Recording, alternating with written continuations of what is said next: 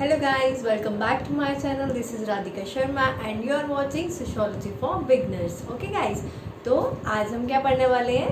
आज हम पढ़ने वाले हैं scope of sociology and its relation with other social sciences and with this with part 5 हमारा जो चैप्टर है आज खत्म हो जाएगा and we will be very happy. Okay, तो चलिए स्टार्ट करते हैं. उससे पहले आपको पता है आपको क्या करना है, लाइक एंड सब्सक्राइब करना है जिन्होंने अभी तक सब्सक्राइब नहीं किया मेरी वीडियोस को, और ज़्यादा से ज़्यादा शेयर करना है सो दैट यू नो ना, सो दैट ज़्यादा से ज़्यादा बच्चों की हेल्प हो सके. ओके गाइस, तो चलिए स्टार्ट करते हैं. आज हमने करना है सबसे पहले scope of sociology. Okay guys, तो अगर हम स्कोप की बात करें तो ये देखिए, ये आपका स्कोप है. तो इसमें कुछ पॉइंट्स हैं जो कि आपकी बुक में बताए हैं. वो 3 ही पॉइंट्स हैं मेन जो आपको याद रखने हैं कि स्कोप क्या है. गाइस, स्कोप ऐसे अगर हम बात करें तो it deals with the subject matter in which the particular discipline deals with. Okay, तो अभी हमने इसमें क्या पढ़ना है कि सोशोलॉजी कहाँ डील करती है, कौन कौन से एस्पेक्ट में.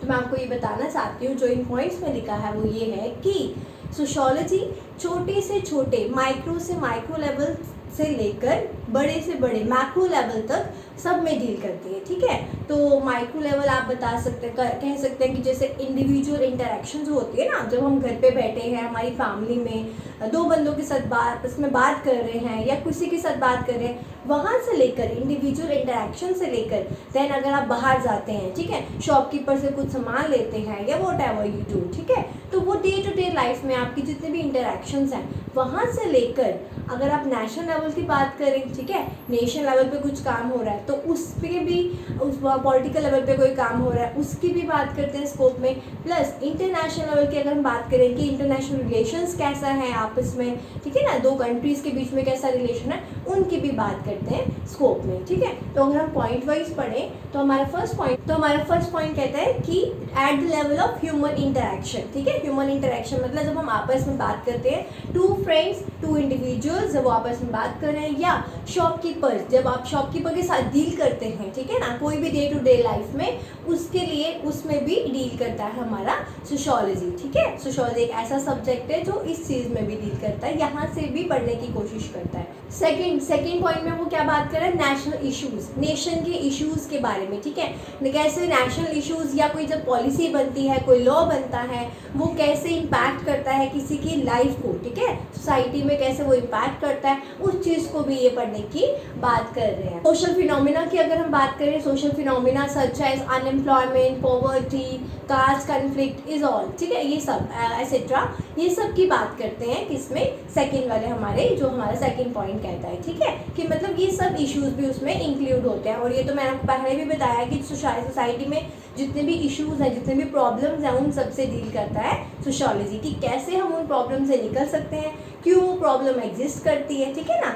तो हर एक चीज़ का स्कोप जो है ना, वो कैसे सब्जेक्ट किन में डील करता है उससे भी मैटर करता है, बट कैसे वो सब्जेक्ट डील करता है उसमें भी मैटर करता है. ठीक है, एंड देन थर्ड पॉइंट आपका क्या कहता है, ग्लोबल सोशल प्रोसेसेस जो कि इंटरैक्ट करते हैं, जो कि इम्पैक्ट करते हैं ह्यूमन पॉपुलेशन को.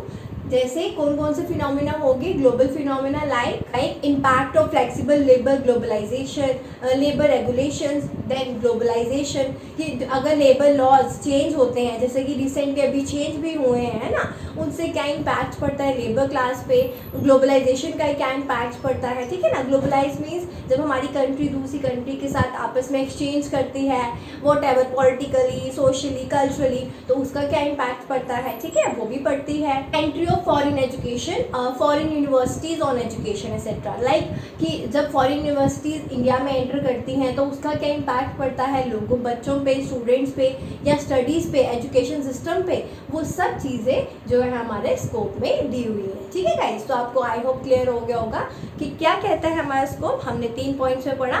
फर्स्ट कि ये छोटी से छोटी इंटरेक्शन में भी डील करता है. ठीक है, जैसे डे टू डे हम जो इंटरेक्शन करते हैं आपस में, जैसे अभी हम इंटरेक्शन कर रहे हैं, इस स्ट्रक्चर को भी वो पड़ता है, ठीक है। आप शॉप बाहर जाते हैं कुछ लेने, शॉपकीपर के साथ डील करते हैं, उसके साथ भी वो भी डील करता है, उसमें भी डील करता है इसका स्कोप। देन सेकेंड लेवल पे हमने पढ़ा कौन सा, नेशनल, ठीक है। नेशनल इश्यूज़ कोई भी अगर आप ले लो, कास्ट कन्फ्लिक्ट ले लो, सोसाइटी नेशन में जो एग्जिस्ट कर रहे हैं, पॉवर्टी ले लो, कोई प्रॉब्लम ले लो, उन सबको भी सोशियोलॉजी डील करता है। देन थर्ड पॉइंट हमने बोला इंटरनेशनल या ग्लोबलाइजेशन में, ठीक है ना। ग्लोबलाइजेशन का क्या इम्पैक्ट पड़ता है ग्लोबल लेवल पे, सोसाइटी आपस में इंटरेक्शन जो करते हैं, पॉलिटिकल इंटरेक्शन करें, सोशली कल्चरली, या एजुकेशन सिस्टम पे, अगर ग्लोबली एजुकेशन सिस्टम में चेंज आ रहा है तो उसका यहाँ पे क्या इम्पैक्ट पड़ता होता है ना। बेशक सोसाइटीज डिफरेंट है, बट क्या होता है कि अगर हमें लगता है कि नहीं ग्लोबली इतना कुछ एडवांस हो रहा है तो हमें भी अपने एजुकेशन सिस्टम में चेंज करना चाहिए। जैसे कि आपको एग्जांपल से आप देख सकते हो, न्यू एजुकेशन पॉलिसी जो आई है ना, वो भी चीज़ को कहीं ना कहीं ध्यान में रखते हुए आई है। ऐसा नहीं है कि हमने वेस्टर्न से ही ये चीज़ ली है, बल्कि हमने कुछ चेंजेस करने की कोशिश की अपने एजुकेशन सिस्टम में जिससे हमारे यूथ को, बच्चों को, सबको फ़ायदा हो सके, ठीक है गाइस। तो दिस इज़ आपका स्कोप, ओके। तो अब हम नेक्स्ट टॉपिक पढ़ने वाले हैं, हमारा कौन सा वाला, मैं इधर से बताऊंगी आपको। हमारा नेक्स्ट टॉपिक जो है वो है relationship, sociology and it's relationship with other social sciences, ठीक है गाइस। तो अदर जो साइंसेस होगी, जैसे आपकी पॉलिटिकल साइंस, एंथ्रोपोलॉजी, इकोनॉमिक्स, है ना, पॉलिटिकल साइंस, तो ये सब का सोशियोलॉजी के साथ बहुत लिंक है। वो क्या है वो आपको बताना चाहते हैं, ठीक है गाइस। वैसे तो ये जितने भी साइंसेस हैं ये सारी सोशल साइंसेस में आती हैं, इंक्लूडिंग सोशियोलॉजी, है ना। बट इनका डिफरेंट, ऑल्दो इनके जो कंसेप्ट हैं, इनके इंटरेस्ट है, तो कहीं ना कहीं वो सेम हो जाते हैं, बिकॉज सोशल साइंसेस में, है ना। बट इनका जो अलग अलग एरिया है वो बहुत डाइवर्स है, ठीक है ना। बिकॉज पॉलिटिकल साइंस जैसे पूरा पॉलिटिकल में डील करता है, हिस्ट्री आपको ज़्यादा हिस्ट्री बताता है, ठीक है ना। सोशियोलॉजी सोसाइटी के एस्पेक्ट, इंडिविजुअल के एस्पेक्ट को देखता है, ठीक है। इस तरह से ये आपस में कहीं ना कहीं रिलेट भी करते हैं। तो अब हमने ये देखना है कि sociology with the help of other social sciences कैसे ज़्यादा डाइवर्स एरिया को कवर करता है और कैसे ये आपस में लिंक है। ये सारी सोशल साइंसेज आपस में लिंक है, तभी यही चीज़ इस सोशियोलॉजी को एक मल्टी डिसिप्लिनरी साइंस बनाती है, ठीक है ना। एक मल्टी डिसिप्लिन बनाती है, हम कह सकते हैं इंटरडिसिप्लिनरी स्टडी भी कह सकते हैं, ठीक है। तो फर्स्ट हमारा आ जाता है सोशियोलॉजी एंड हिस्ट्री का रिलेशन। किसी भी साइंस को जानने के लिए, जैसे किसी भी डिसिप्लिन को जानने के लिए हिस्ट्री की जरूरत पड़ती है, ठीक है, वैसे ही सोशियोलॉजी को जानने के लिए भी हिस्ट्री की जरूरत पड़ी। तो कहते हैं हिस्ट्री और सोशियोलॉजी कैसे रिलेटेड है, क्योंकि हिस्ट्री जो है वो क्रोनोलॉजिकली सब इवेंट्स को पढ़ता है, एंड कोई अदर साइंस इस चीज़ को नहीं पढ़ सकती जैसे कि हिस्ट्री पढ़ती है, ठीक है ना। गाइस हिस्ट्री आपको पता है बहुत ही इंटरेस्टिंग सब्जेक्ट है, बिकॉज ये हमारे सारे हिस्टोरिकल इवेंट्स को क्रोनोलॉजिकली हमारे सामने रखता है, ठीक है ना। हमारे सामने रखता है इन द सेंस कि कौन सा इवेंट कब हुआ था, ऐसे तो हमें नहीं याद होगा ना। जो रिकॉर्ड्स वगैरह में रहता है वो कैसे रहता है, बिकॉज हिस्टोरिकली जो हिस्टोरियंस थे हमारे बहुत अच्छे, उन्होंने ये चीज़ें हमारे रिकॉर्ड में रखी। अगर वो चीज़ें हम पढ़ेंगे तभी तो हमें अभी का पता चलेगा ना। तभी हिस्ट्री, जैसे यहाँ पे लिखा है कि सोशियोलॉजी एंड हिस्ट्री आपस में रिलेटेड है, ये आपस में अलग नहीं है, बट स्टिल इनका अपना अपना रिस्पेक्टिव एरिया है दोनों का, ठीक है ना। तो आपको दो डेफिनेशंस के थ्रू बताया हुआ है कैसे ये आपस में रिलेटेड है। जैसे हमारे हॉवर्ड क्या कहते हैं इन्होंने, is past sociology and sociology is present history. Yes guys, तो आप इसको रिलेट कर सकते हो। हिस्ट्री जो है वो पास्ट सोशियोलॉजी है ना। कहीं ना कहीं हिस्ट्री जो है आप खुद रिलेट करने की कोशिश करो ना। History is something which happen in past, तो history is past sociology and sociology is present history. क्योंकि अभी जो चल रहा है, अभी सोशियोलॉजी पढ़ रही है, ठीक है, वो कहीं ना कहीं हिस्ट्री बन जाएगी आगे जाके, है ना। तो इसीलिए ये जी हॉवर्ड जी कहना चाहते हैं कि कैसे ये आपस में लिंक है, इन्होंने लिंक करने की कोशिश की है, ठीक है। आपस में अगर इनका अलग अलग देखें तो हिस्ट्री जो बेसिकली स्टडी करती है, कन्वेंशनल स्टडीज जो होती हैं वो किस पे होती है, पास्ट इवेंट्स पे हिस्ट्री की। जैसे कौन सा वॉर कब हुआ था, ठीक है ना, किंग्स का क्या क्या रूल था, कौन से टाइम पे कैसा। तो अगर हम वो चीज़ें पढ़ेंगे तभी तो हमें पता चलेगा सोसाइटी उस टाइम पे कैसी थी कैसी नहीं थी, ठीक है ना। तो वो चीज़ें हिस्ट्री पढ़ते हैं। On the sociology on the other hand वो क्या पढ़ते हैं कि कैसे ये सोसाइटी के साथ लिंक होते हैं, हिस्टोरिकल इवेंट्स कैसे सोसाइटी के साथ लिंक होते हैं। कैजुअल रिलेशनशिप बिटवीन इवेंट्स बताते हैं कि क्या रिलेशन रहा है इवेंट्स के बीच में, कि क्यों अगर ये चीज़ हुई थी। जैसे हमने फ्रेंच रेवोल्यूशन की बात की थी, है ना। तो अगर वो चीज़ फ्रांस में रेवोल्यूशन आई थी तो उस टाइम पे क्या ऐसी चीज़ें चल रही थी जिसकी वजह से रेवोल्यूशन आई थी, कहीं ना कहीं रिलेट कर रहे हैं ना उस सोसाइटी, उस टाइम पे सोसाइटी कैसी थी, इसलिए हम ये कर रहे हैं, इसलिए सोशोलॉजी की इमर्जेंस हुई थी, है ना। तो वो चीज़ यहाँ पे बताई जा रही है। Areas like history of events, जैसे कौन कौन से इवेंट्स हो गए, जैसे उस टाइम पे such as changes in land and gender relations, क्या चेंजेस आए, जैसे कहीं पे एक टाइम पे सोसाइटी थी जहाँ पे वुमेन को कोई राइट्स नहीं दी जाती थी, ठीक है, कोई हक नहीं दिया जाता था, उनको सिर्फ चार दीवारी में रह के काम करना पड़ता था।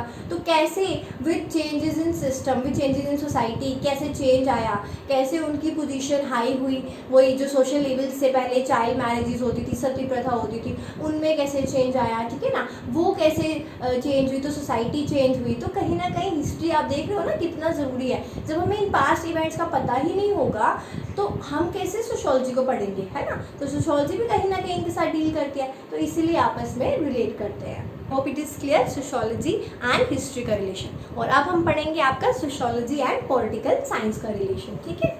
कि सोशोलॉजी एंड पॉलिटिकल भी आपस में क्या है, क्लोजली रिलेटेड है। Sociology and political science are closely related to each other according to Morris Ginsberg क्या कहते हैं, typically sociology has its main roots in philosophics and philosophy of history. In the early stage was more of a political institution.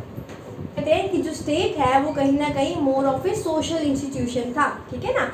पहले जो state है वो ज़्यादा political से ज़्यादा डील नहीं करता था, जैसे हम पढ़ते हैं ना अभी स्टेट को पॉलिटिकल सिनेरियो में, बट पहले जो था स्टेट वो हमारी ज़्यादा सोशल या सोशोलॉजी से डील, हम बोल सकते हैं कि हम सोशोलॉजी के आस्पेक्ट में उसको पढ़ते थे, सोशल आस्पेक्ट में पढ़ते थे। कैसे, बिकॉज स्टेट का क्या इम्पैक्ट पड़ रहा है सोसाइटी पे, ठीक है ना, उस टाइम की सोसाइटी कैसी है, वैसी गवर्नमेंट होनी चाहिए, क्या गवर्नमेंट जो स्टेट के लोग हैं उनकी वेलफेयर के लिए काम कर पा रही है कि नहीं कर पा रही है। पहले तो स्टेट इसी के लिए होती थी ना, अभी गवर्नमेंट जो मर्जी कर रही है, ठीक है, वो बेशक हमारी वेलफेयर के लिए है या नहीं है, बट पहले जो था वो कहीं ना कहीं वेलफेयर के लिए। तो दैट मीन्स कि पॉलिटिक्स से ज़्यादा पहले स्टेट जो थी वो मतलब सोशल एस्पेक्ट थी ज़्यादा।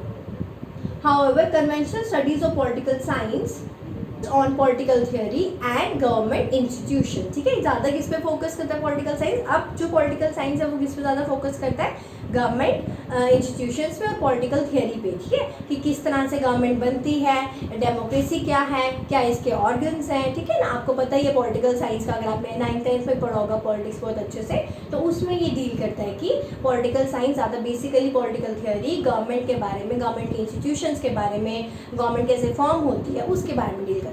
Sociology on the other hand studies the actual operation of the government, कि क्या वही बात होगी ना, एक्चुअली कैसे ऑपरेट कर रही है गवर्नमेंट, ठीक है ना, एक्चुअली कैसे आई गवर्नमेंट या वो कैसे काम कर रही है, उन चीज़ों में डील करती है सोशोलॉजी, ठीक है। All aspects of society including government and it's institutions and stresses the inter relationship between this institution. तो मतलब गवर्नमेंट के सारे इंस्टीट्यूशन को पढ़ता है और इनके बीच में आपस में क्या रिलेशन है उसकी भी स्टडी करता है। The actual study of the political behavior such as process of decision, role of gender, politics etcetera, ठीक है, role of gender in politics etcetera. मतलब ये किस किस की स्टडी कर रहा है कि एक्चुअल नेचर क्या है गवर्नमेंट का, एक्चुअली गवर्नमेंट कैसे फंक्शन कर रही है, जेंडर का क्या रोल है। पहले गवर्नमेंट आपको पता ही है ना कि जो लीडर्स होती थी ज़्यादातर वो मैन होते थे, ठीक है, तो अब ऐसा ऐसा जो जेंडर इश्यूज चेंज हुए हैं। लाइक आपको पता है सोशोलॉजी का एक बहुत इंपॉर्टेंट बहुत इंटरेस्टिंग जो एक हम बोल सकते हैं कि इसका एक ब्रांच बोल सकते हैं, ये सोशोलॉजी बेसिकली जो डील करती है ना कहीं एक वो आ जाती है हमारी किस में आ जाती है, जेंडर सोशोलॉजी, ठीक है ना। तो वो जेंडर जो है वो ज़्यादा से वो किस में डील करता है कि man and women should be treated as equal, ठीक है ना।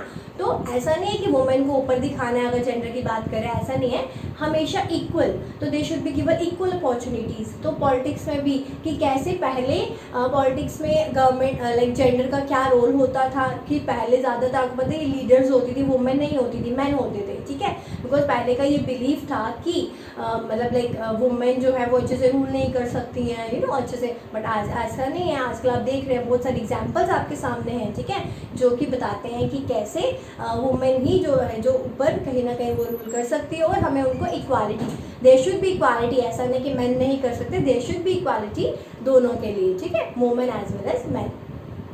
हमारा सोशियोलॉजी एंड पॉलिटिक्स का रिलेशन। अब हम करेंगे सोशियोलॉजी एंड इकोनॉमिक्स का relation. Guys, the remaining part will be uploaded in my next video because of some technical issue. So, see you in the next video. Don't forget to like and subscribe. Bye bye.